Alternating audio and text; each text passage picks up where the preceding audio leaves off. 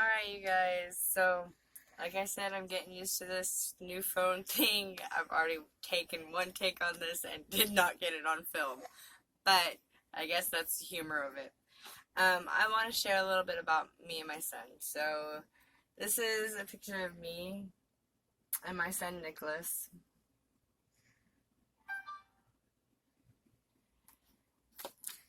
And here's a few more pictures of me and my son Nicholas. Just want to share a couple memories, a couple pictures, give you guys a little information about who I am and what I've gone through. So with that being said, my son is an angel now. He passed away 11 years ago. But there's a few things that I've been wanting to share for probably the last 7 years. I want to be able to share with everybody, including the families that have been touched by my son in many different ways. So with that being said, my son was an organ donor, and I received a box from the Organ Donors Association, and it's beautiful. I opened it up, and it was letters and information of the results of the paper I signed in the hospital donating my son's organs. So I will go ahead and open these up and go over them really fast and share with you.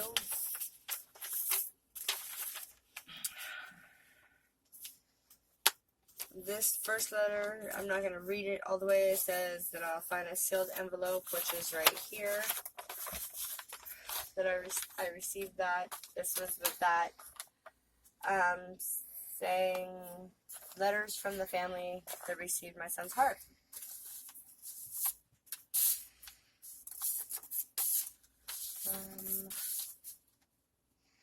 Okay, so this one was the one that was amazing to me when it took me a moment to realize, wow, I made a difference when I signed those papers, and my son, just because he passed away doesn't mean that it was a horrible thing. It means that he was able to save 3 other people's lives. So here we go. Nicholas's heart was transplanted into a 6-year-old little girl who suffered heart failure for unknown reasons. Her mom is a nurse, and her dad is a dairy farmer. They raised their own vegetables, and she loved playing with her 2 younger sisters. Her mother is expecting another child in October. The lucky little girl is doing very well after transplant and will start 1st grade in the fall. So, this was August 15th, 2006. She started 1st grade. So this has been a long time, you guys. That makes me want to say that's how long I've been holding on to these. Like, these are basically in my underwear drawer, okay? Nicholas's liver was transplanted into an 8-year-old little girl from California struggling with ongoing liver problems. This was her 3rd transplant, but she is doing well and has been moved from intensive care to medical surgical floor in the hospital.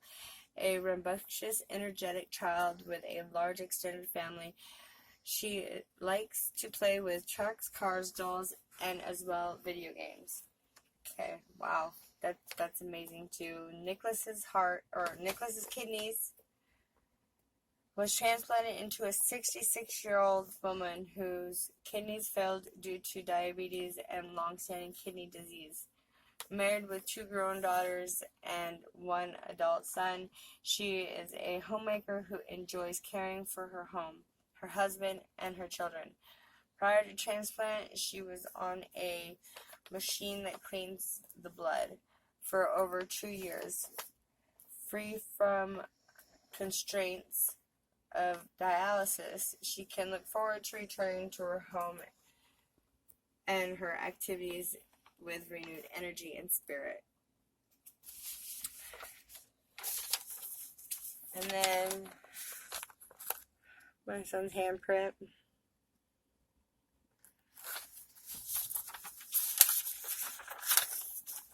So, if you want to know more about my son, it's easy to Google. I also have newspaper articles.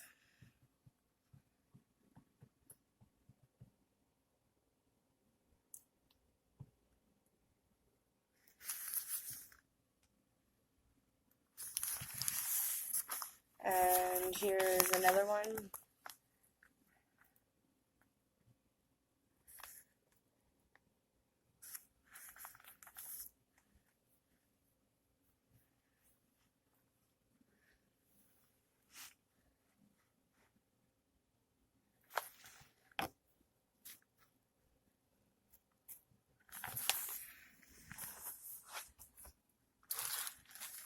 So, you may wonder why I have a bag of hair right here. I grew up on the Indian reservation in Warm Springs, Oregon, and I believe that when a loved one passes away that you cut your hair in respect and for a new start. And there's other in-depth reasons, but I had really long hair and I cut my hair off. I also have in this box a piece of his hair. I also have a special rock because we love rocks. And I have a dream catcher in here for him too. And I keep pictures. And while I put the pictures back in here, I'll show them again to you guys. Here's my little man. Here's another one. By that time, he loved God. We were going to church all the time. Here's one of his birthday parties. He wanted that cake. Here's another one of his birthday cakes and birthday parties. He ended up having blue come out of his nose for a week from that one. There's him and my little sister. That 1,000-watt smile. Him on his little bike adventures through the kitchen. Hold on.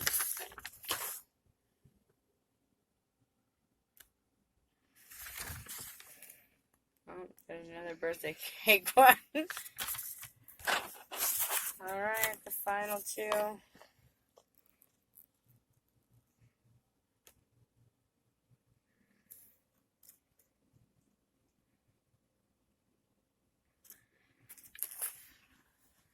Okay, so, I did receive letters from the Bingham family. I received letters from the mother and the father. You can also look them up on YouTube. They have multiple children that have heart conditions that are unknown. I don't know exactly if they have figured it out yet or not, but I know that multiple of the children have already gotten heart transplants.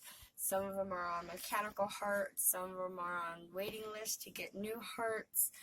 I know that this is a fight for this family, and I just want to say that, you know, you guys are so strong, and I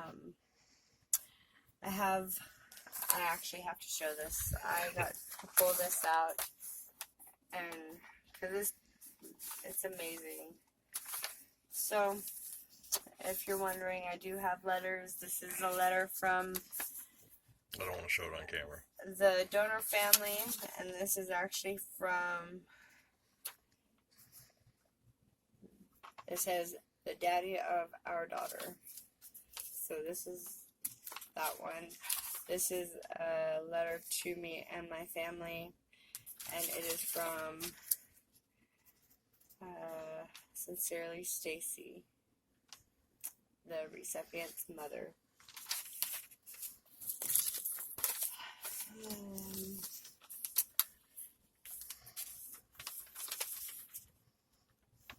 From Sincerely, Dad, Jason. And then this is so amazing. Even after going through surgeries and heart transplants, this little girl was still strong enough to, like, understand that the heart came from somewhere. And here,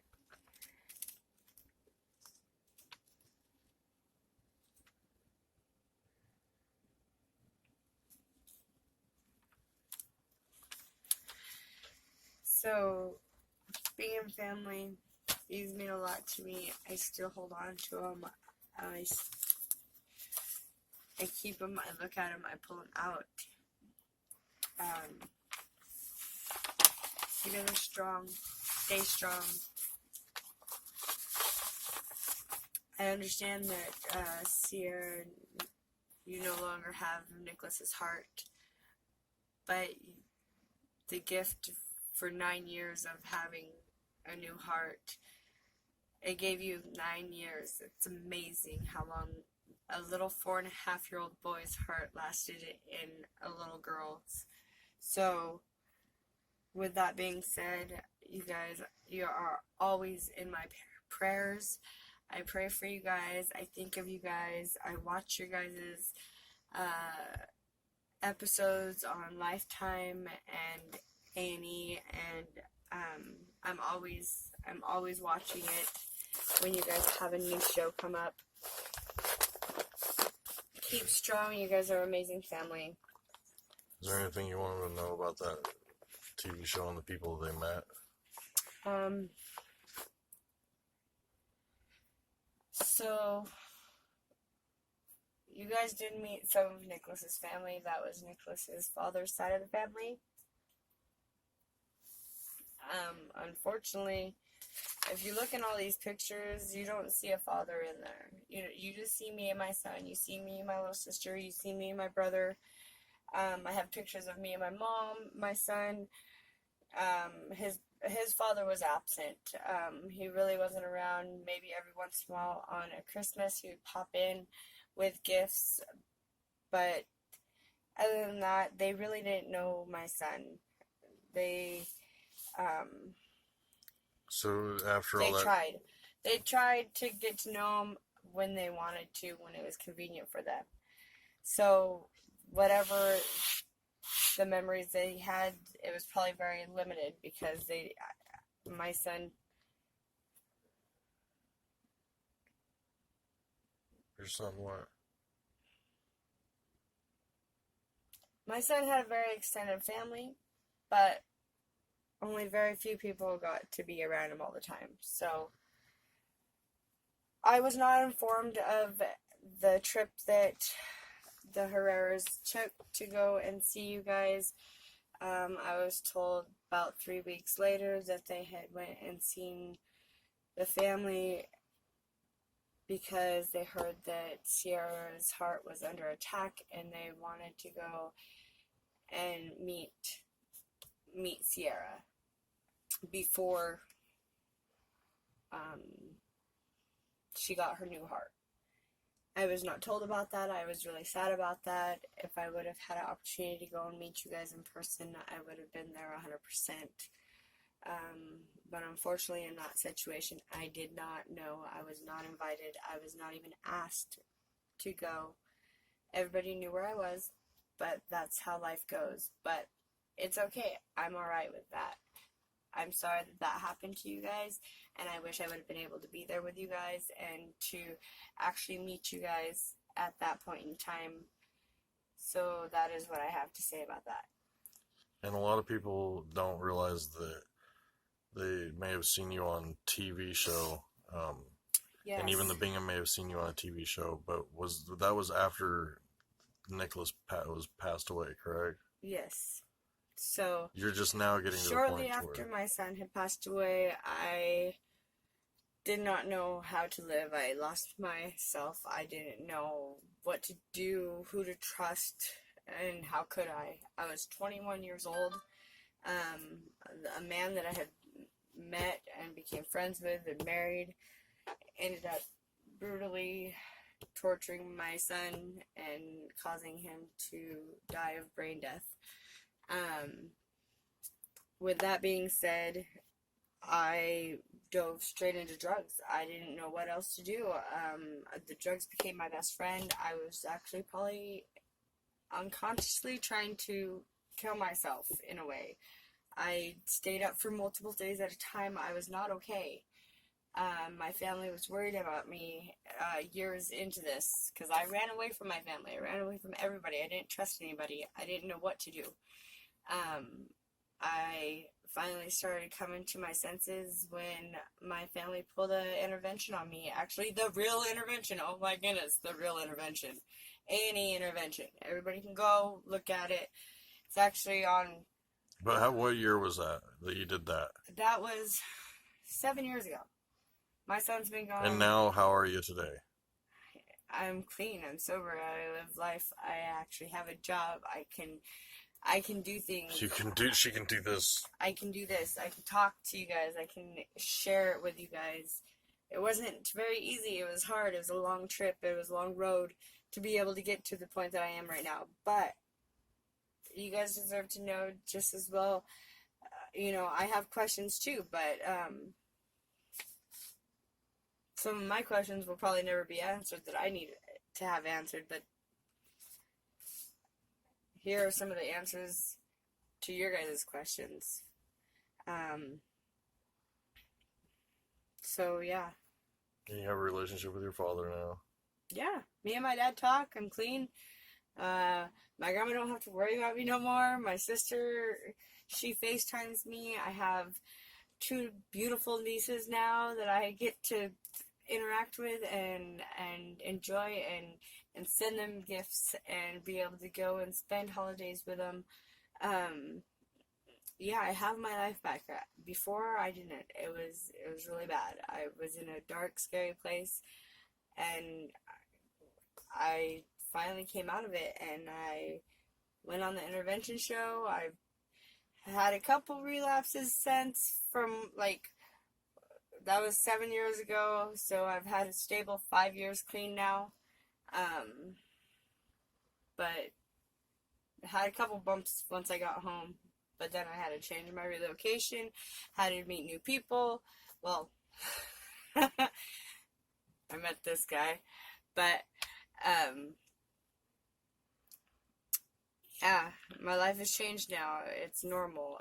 It's good. So after going through the organ donor program and living in the state, would you recommend it or not recommend it? How's your feeling about it?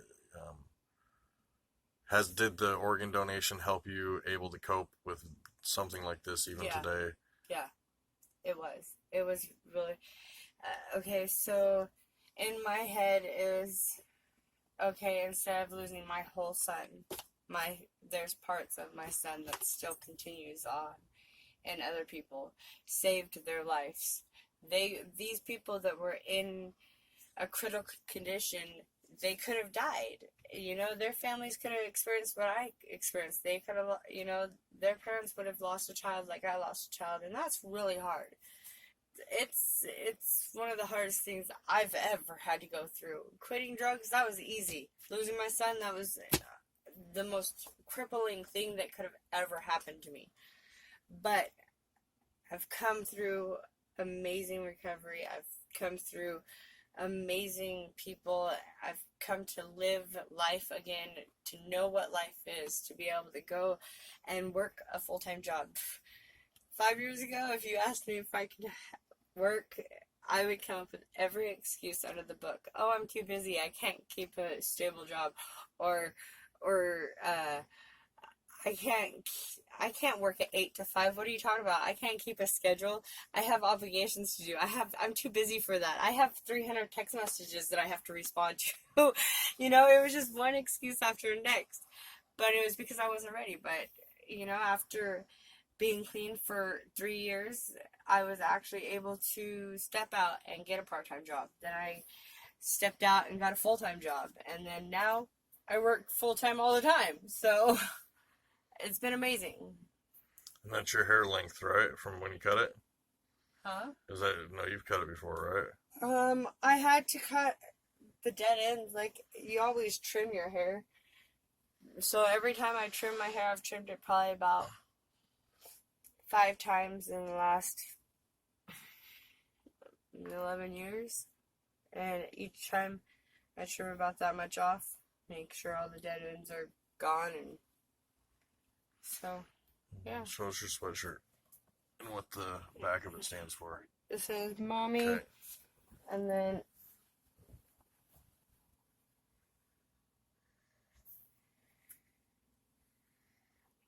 the blue ribbon stands for prevent child abuse. The angel wings is because he's my angel. Yeah. What else should I say? Anything to Sierra because you know that she's, or even the Bingham family, like a thank you or anything for them taking the time to give you those Yes. letters to help you? I thank them. Sierra, thank you. You're an amazing girl. You're an amazing young woman. Actually, now. Well, she's about to graduate. I know. Or she did graduate. I understand that you've had another heart transplant, and now you no longer have the one that came from my son, but that's okay because it gave you 9 years, 9 healthy years. Yes, you've had a couple ups and downs in the medical field or whatever. I've followed you. We've had a couple scares, but you're strong, girl. To your mom and dad, you guys are amazing parents. You guys keep a smile on your face. You guys get out there. You guys dance with your kids. You guys keep the hospitals alive. You know, you guys make the most out of each time that you have to be in a hard situation. You guys make it possible for those kids to keep a smile on their face, to keep positive. That's really hard to go and have that challenge every time you go to the hospital. Is one of my children not going to come home? And every time you guys go through a struggle, you're going to make me cry. Each time you guys go through that struggle, I watch on the updates that I follow you on, and you guys make it home again, and again, and again, and again, and these kids are so strong and they're fighters, and you guys are an amazing family, and thank you for the letters. I still hold on to them. They are precious to me. They stay in this box. They stay with me. My prayers are with your family, and thank you, and just being able to be connected through this unfortunate but very special and unique way. I'm very blessed, and that makes me feel good. And with all that being said, we'll go through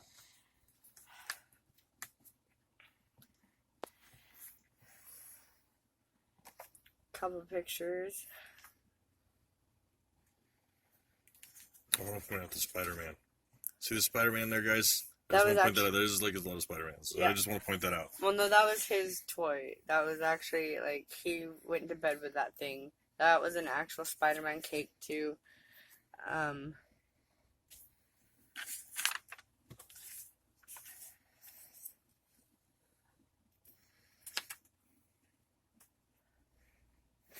He wanted that cake.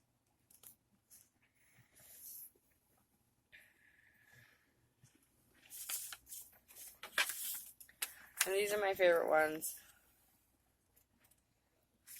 He slept on me. If I slept on my back, he slept on my belly. If I slept on my belly, he slept on my back. So, with that being said, you guys, that was a little bit about my story. This is how I deal with it. Every once in a while, I'll pull this box out and I'll look at the pictures and remind myself that, you know, he was amazing, and he's an amazing angel now, and I just keep his memory fresh, and I love him, and I miss him, and it's part of my life. But I still gotta wake up every day and keep on going, and put my work clothes on and go to work, and go and do laundry when I don't want to do laundry. Still gotta do life, but it took me a while to get there. So if anybody else out there watches and they've lost a child and it's recent, I just say stick in there. It gets easier. It'll never get less traumatic in your head, but it does get easier, and you can live life again, and you can keep on going. So with that being said, you guys stay strong, and hopefully I'll make another video here soon.